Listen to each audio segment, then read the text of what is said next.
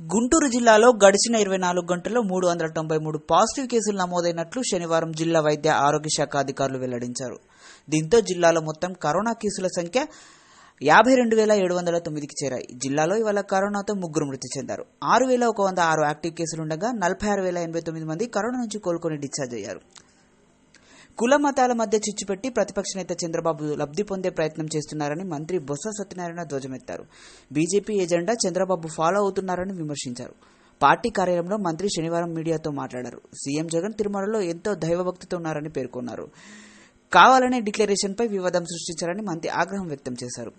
చిలకలూరుపేటలో దళిత శ్మశానంలో సమాధులు కోల్పోయిన బాధితులను హోంమంత్రి సుచరిత పరామర్శించారు. శనివారం నాడు స్థానిక ఎమ్మెల్యే విడుదల రజతో కలిసి శ్మశానాన్ని పరిశీలించారు. ఈ సందర్భంగా సమాధులను పడగొట్టిన సంఘటనపై కలెక్టర్ అధికారులను అడిగి హోంమంత్రి వివరాలు తెలుసుకున్నారు. కొందరు అధికారులు అత్యుత్సాహం, కాంట్రాక్టర్ నిర్లక్ష్యం వల్లనే ఇదంతా జరిగిందన్నారు. ఏపీ టీడీపీ సీనియర్ నాయకురాలు, రాష్ట్ర మహిళా కమిషనర్, మాజీ చైర్పర్సన్ నన్నపనేని రాజకుమారికి గాయమైంది. తెనాలిలోని తన నివాసంలో ఆమె కాలు జారి కింద పడ్డారు. దీంతో ఆమె తలకు గాయాలయ్యాయి. అయితే కుటుంబ సభ్యులు వెంటనే స్పందించి హుటాహుటిన నన్నపనేనిని ఆసుపత్రికి తరలించారు. ఆసుపత్రిలో చికిత్స అనంతరం ఆమె తిరిగి ఇంటికి చేరుకున్నారు.